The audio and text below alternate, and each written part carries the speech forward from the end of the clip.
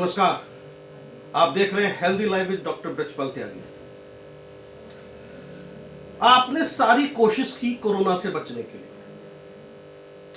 सारा ध्यान कोरोना के ऊपर कि कोरोना ना हो जाए, क्योंकि डर ऐसा था कि कोरोना ना हो जाए।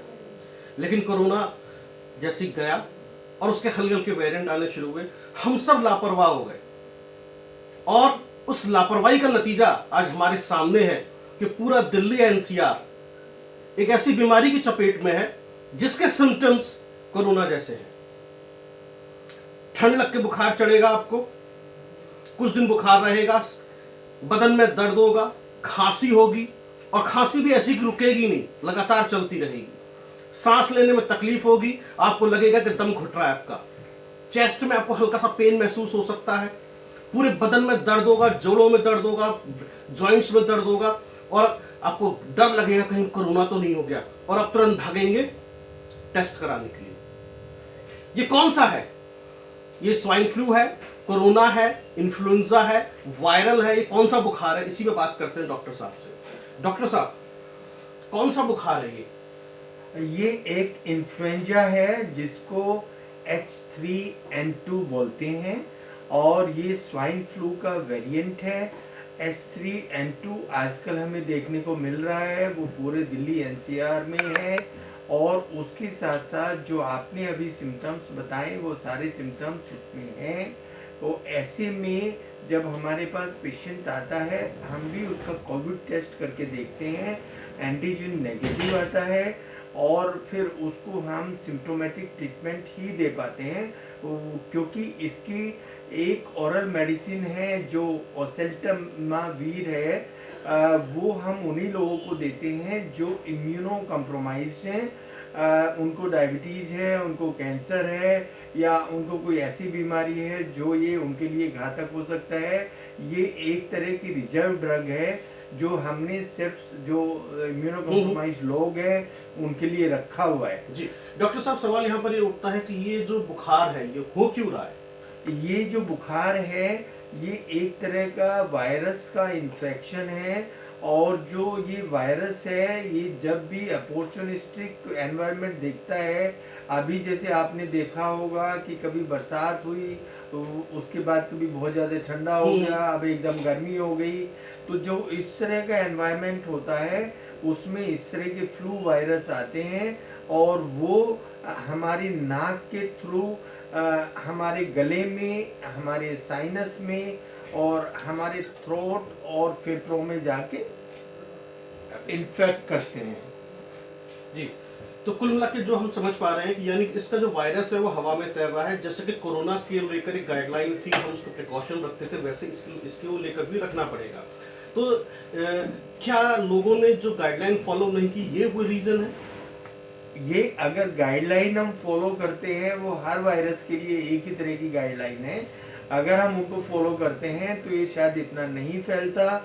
हम अपनी ओपीडी में ऑन एन एवरेज करीब 30 से 40% मरीज देख रहे हैं और वो हर रोज़ ही मरीज आते हैं, हमें ये सारे सिम्टम्स बताते हैं जो आपने बताया है। लेकिन इसका तरीका यही है कि हमें मास्क पहनना चाहिए और हमें अपने हाथ साफ करना चाहिए और सोशल डिस्टेंस मेंटेन करनी चाहिए। डॉक्टर साहब, ये इन्फ्लुएंजा जो बुखार है ये कितने दिनों तक रहता है? ये 2 से 3 हफ्ते तक रहता है और ये फीवर तो 1-2 दिन रहेगा, लेकिन जो उसके जो सिम्टम्स आपने बताए हैं, बदन दर्द, जोड़ों में दर्द और जो खांसी है, खांसी स्पेशली मैं इसलिए स्ट्रेस दे रहा हूँ कि खांसी सूखी होगी, थोड़ा बहुत बलगम आ सकता है, थोड़ा बहुत खून का 1-2 धब्बा आ सकता है, लेकिन खांसी कम से कम 3 से 4 हफ्ते चलती है और ये जो खांसी है ये ऐसी होती है कि हमारे मरीज को रात को सोने भी नहीं देती। जी डॉक्टर साहब, जिस तरह के इसके सिम्टम्स हैं और जितना ये हमें दिखाई दे रहा है, तेजी से फैलता भी है, परिवार में एक को हुआ सबको हो जाता है या अपार्टमेंट में एक को हुआ सबको होना शुरू हो जाता है, तो ये कितना संक्रामक है, कितना खतरनाक है ये और कैसे संक्रमित करता है? ये बिल्कुल उतना ही संक्रामक है जितना कोविड था। पर ये उन्हीं लोगों को ज़्यादा बीमार करता है जो इम्यूनो कॉम्प्रोमाइज होते हैं, और उनमें ये निमोनिया का भी रूप ले लेता है। और जो चीज़ें हैं जो अभी मैंने बताई वो तो सब लेते हैं, जिनमें निमोनिया का ये रूप लेगा उनको ये घातक सिद्ध हो सकता है। जी, और ईएनटी की भी प्रॉब्लम हो सकती है। ईएनटी की प्रॉब्लम, इसमें नाक बंद रहती है और इसमें साइनस का इन्फेक्शन रहता है, इसमें गला खराब रहता है, इसमें खाने पीने में दिक्कत होती है, दर्द होता है। जी, अब जैसे कोरोना की हम बात करें डॉक्टर साहब, तो कोरोना के कौन से वेरिएंट के लिए ये बुखार मददगार हो सकता है? ये क्योंकि इम्यूनिटी कम करता है शरीर की, और जो कोरोना है वो भी इम्यूनिटी कम करता है, तो कोई वेरिएंट अगर कोरोना का आता है, जो अभी हमने सुना था कि XBB वेरिएंट आया जी। है, तो वो उसको फ्लेयर अप कर सकता है। जी, तो जिस तरह से अभी आपने बताया कि स्वाइन फ्लू के लिए भी ये फाउंडेशन का काम कर सकता है क्या? जी, जो स्वाइन फ्लू है उसके कुछ केसेज उसके भी मिल रहे हैं, ऐसा नहीं है कि स्वाइन फ्लू बिल्कुल खत्म हो गया है, जी। पर ये और सारे जितने अपॉर्चुनिस्टिक इन्फेक्शन हैं उनमें ये मददगार हो सकता है। जी, डॉक्टर साहब ये तो रही सारी बातें जिस तरह से हमने चर्चा की आपसे। जब पेशेंट है, बीमार पड़ा हुआ है, बुखार है और मेडिसिन भी ले रहा है, लेकिन जब बुखार नहीं उतरे तब वो क्या करे? अगर बुखार नहीं उतरता है, जो कि हाई ग्रेड फीवर इसमें चला जाता है, कई बार 103 104 तक चला जाता है, तो उसको पानी की पट्टी से उतारना है और उसमें अपने घर पे आराम करना है, ठंडे एनवायरनमेंट में रहना है। इससे ठंड जरूर लगेगी आपको, कभी भी आएगी, लेकिन एक ही तरीका है कि आप सिर्फ एंड सिर्फ पैरासीटामोल की गोली खाएं और उसमें पानी की पट्टी रखें, क्योंकि और जो दवाइयां हैं वो किसी भी वायरल इलनेस में कॉन्ट्राइंडिकेटेड होती है। जी, जैसे पैरासीटामोल का आपने जिक्र किया, कालपोल है या पैरासीटामोल है, मैंने ये देखा कि जितने मेरे पास रिपोर्ट्स आई कि जो बाकी की टैबलेट्स हैं जैसे क्रोसिन है या डोलो है वो फायदेमंद नहीं हो रही, कालपोल और पैरासीटामोल ये फायदेमंद हो रही है, ऐसा क्यों है? इसमें वो देखिए, जो पैरासीटामोल है वो हमें कम से कम 650 मिलीग्राम हर 6 घंटे में लेनी पड़ेगी। ये एडल्ट के लिए है जिनका वेट 50 से ज़्यादा है। अगर 100 है तो उसको डबल करना पड़ेगा, और अगर उसका वेट 25 है तो उसको आधा करना पड़ेगा। पर एक ही तरीका हमारे पास है कि हम इसकी हेल्प लें, और इसको थोड़ा और पहले भी खा सकते हैं, हर 4 घंटे में एक बार ले सकते हैं।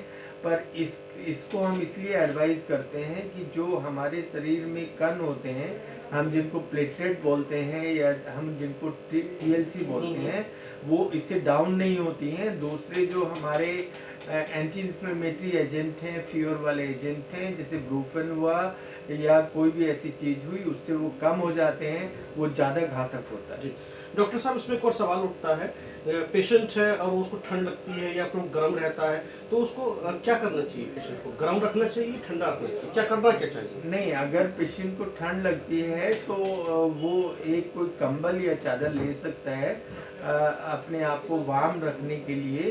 पर जो आइडियल टेम्परेचर वो टेम्परेचर है वो इतना होना चाहिए कि हमारा पेशेंट कंफर्टेबल रहे। जी, अच्छा डॉक्टर साहब, इसमें जैसे लोग अक्सर दूध पिलाते हैं, तो क्या इस तरह के बुखार में दूध पीना चाहिए? इस तरह के बुखार में दूध पी सकते हैं, लेकिन अगर हल्दी मिलाएंगे तो बेटर है। जी, और बुखार में कितना पानी पीना चाहिए? जो इसमें हमारा वाटर लॉस होता है वो ज़्यादा होता है पसीने आने से, तो ऐसे में जो हम 50 किलो का जो आदमी होता है उसको कम से कम 3 लीटर पानी वैसे ही बताते हैं। लेकिन अगर उसको फीवर है और उसको कोई हार्ट की या गुर्दे की बीमारी नहीं है, तो उसको कम से कम 4.5 लीटर पानी एक दिन में पीना चाहिए। जी, डॉक्टर साहब, इन्फ्लुएंजा है जैसे इतना घातक है, खतरनाक है बता रहे हैं, तो इससे सबसे ज्यादा कौन सा अंग प्रभावित होता है इंसान का? जो इन्फ्लुएंजा है वो सबसे ज़्यादा जो प्रभावित करता है वो गले वाले हिस्से को करता है, वो बोलने के धागे को करता है, और उसके साथ वो हमारा जो ट्रेकिया है या फेफड़े हैं उनको अगर इन्फेक्ट करता है तो वो घातक सिद्ध होता है। जी, डॉक्टर साहब, क्या इसका भी कोरोना की तरह टीका है इन्फ्लुएंजा का? इन्फ्लुएंजा का टीका है। ये ऐसे टाइम पे लगता है जब मौसम चेंज होता है। अब जैसे सितंबर अक्टूबर का जो टाइम होता है उस वक्त ये एनुअल लगता है, एक साल में एक बार इसको लगवा लेना चाहिए। और उसके साथ साथ एक टीका और लगता है जिसको न्यूमोकोकल टीका बोलते हैं, उसको भी अगर लगवाएं तो उससे फिर सेकेंडरी इन्फेक्शन न्यूमोकोकल नहीं होता है। और ये उन लोगों के लिए है जो इम्यूनो कम्प्रोमाइज हैं, उनको इस चीज़ का ध्यान रखना चाहिए और ये 2 टीके एनुअली लगवाने चाहिए। डॉक्टर साहब अब बात करें, जैसे अब बीमार तो हम पड़ गए, अब हो गया, अब करें क्या? तो अब ऐसे में बचाव की जो कैसे बचाव करें, अगर आप हमारे दर्शकों को बता सकें कुछ पॉइंट्स के अंदर 1 to 1 करके। इसमें देखिए जो बचने का तरीका है कोविड की तरह अपनी इम्यूनिटी को अच्छा रखना है और उसमें मास्क पहनना है, सोशल डिस्टेंस मेंटेन रखनी है, अपने हाथों को साफ रखना है, जो अपने वो कपड़े हैं उनको साफ रखना है अगर हम ऐसे एनवायरनमेंट से जा रहे हैं। उसके साथ साथ इम्यूनिटी के लिए हम ऐसा खाना खाएं जो हमारी इम्यूनिटी बढ़ के रहे। जैसे हमें हर तरह का रंग हमारे खाने में होना चाहिए, हर तरह का स्वाद हमारे खाने में होना चाहिए, इसको सतरंगी खाना हम बोलते हैं।